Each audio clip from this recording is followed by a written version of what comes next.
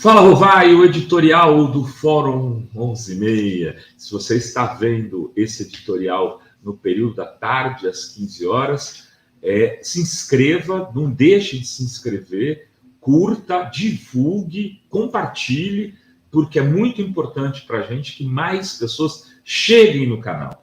Por exemplo, cheguem como membros, como agora estou falando ao vivo, está entrando a Marilene Lapa, mais uma nova membro aqui no nosso canal. O papo de hoje é sobre a operação da Polícia Civil contra o Márcio França.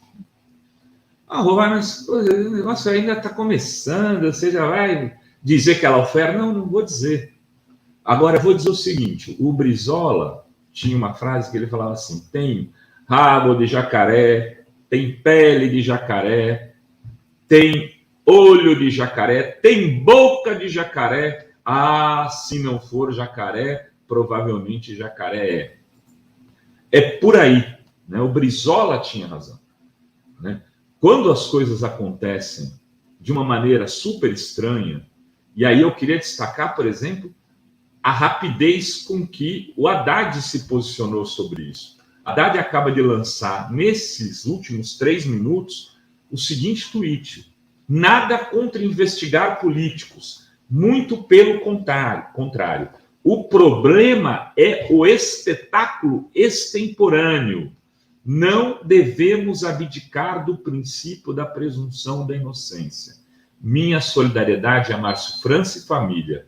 Reputação é obra de uma vida. Espero que tudo se esclareça o quanto antes. Eles montaram uma operação absolutamente desproporcional. Eu tenho aqui, a Dri pode me ajudar, de repente, passar, mas, se eu não me engano, envolveram 50 pessoas na operação.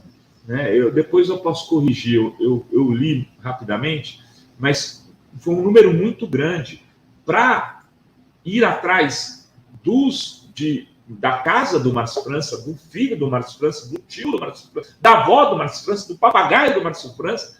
E você fala, peraí, tudo bem, mas quando que isso aconteceu? Aconteceu quando ele era governador.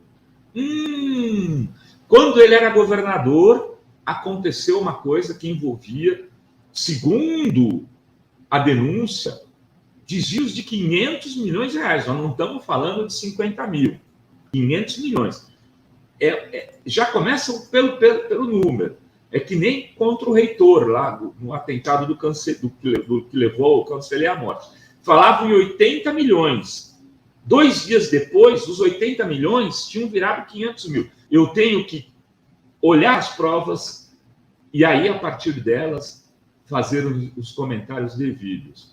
Nesse caso específico, as provas que foram apresentadas ainda não chegaram às mãos dos jornalistas. A gente tem as circunstâncias.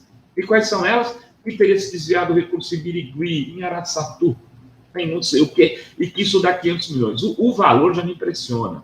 Não se desvia 500 milhões de reais assim, de uma maneira tão tranquila. E quando você fala num desvio de 500 milhões de reais em operações, você tem que falar gasto de aproximadamente, para ser 5 bilhões de reais. Para ser generoso, com 5 bilhões eu desvio 10%, desvio 500 milhões. Desviar 10% em algo de saúde é muita grana. É muita grana. Em geral, essas operações de desvio vão na casa de 2%, 3%, 4%. Então, a gente está falando de algo que talvez tivesse que ser um montante de 10, 12, 15 bilhões de reais em operações para gerar esse desvio de 500 milhões. Então, essa é a primeira pontuação que eu queria fazer. A segunda, o Márcio França ficou 3 anos e pouco afastado do governo, e agora que existe uma eleição à vista, e que ele pode vir a ser um candidato, ou pode participar de uma articulação maior envolvendo o Haddad, envolvendo o PT, envolvendo o Alckmin com Lula, o que aconteceu precisa ser investigado dentro das suas circunstâncias. Estamos falando, então, de 10, 15 bilhões de reais de volume para ter um desvio de 500 milhões. Essa é a primeira coisa. Segunda, o França é candidato. E mais do que candidato, como eu estava falando, ele é parte de uma articulação que pode levar a uma chapa Lula e Alckmin. Será um recado para o Alckmin isso? Além de ser mato França e miro Alckmin?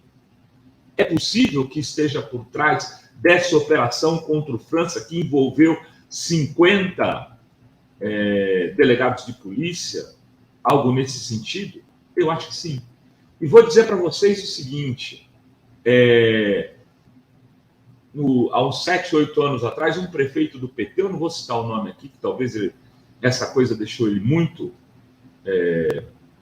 marcou muito a vida dele, no exercício do cargo, viveu uma operação, pessoa que eu conhecia, viveu uma operação desse tipo, quando Alexandre de Moraes era secretário de Segurança Pública no estado de São Paulo.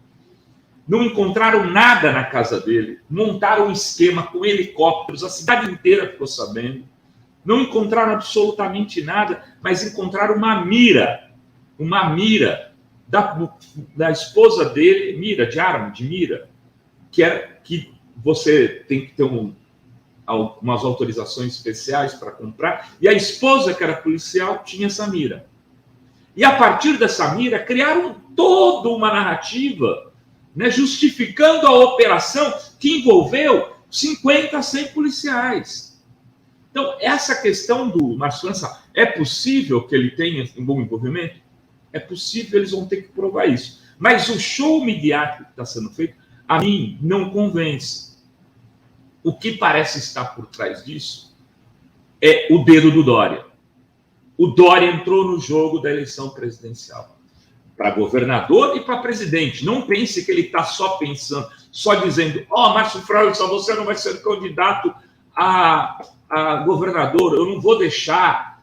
Até porque, se o Márcio França não vier a ser, o Haddad será, talvez, com o apoio do França. Ele está dizendo isso para o França e está dizendo para o Alckmin que ele pode ter alguns cadáveres ali para poder levantar uma bola, uma operação, alguma coisa, ou contra ele, ou contra a mulher, ou contra os filhos, ou contra algum aliado político também.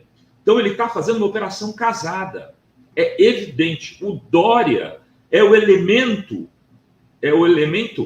que oculto dessa operação política contra o Márcio França. E essa operação política contra o Márcio França é um sinal para o Alckmin, é um sinal para o Lula, é um sinal para o PT, é um sinal para o Haddad.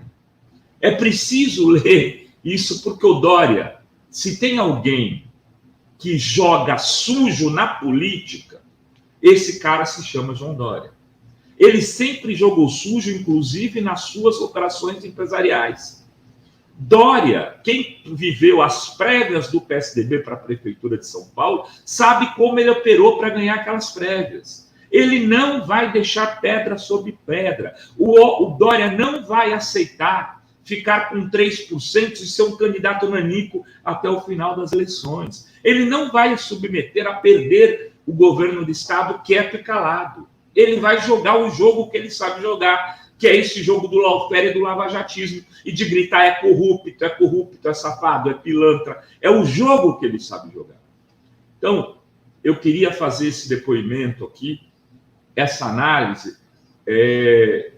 não em defesa, sem ter o processo aqui nas mãos para poder analisá-lo, inclusive a investigação, do Márcio França, mas em defesa de uma disputa política que seja menos circunstanciada pelas práticas do lavajatismo.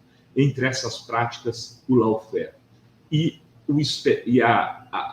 Tendo como máquina, né, de publicidade isso, a mídia tradicional comercial, que acaba fazendo uso desse tipo de operação para destruir personalidades que estão na seara pública. Era isso que tínhamos para hoje. Assim eu encerro este Fala Rovai.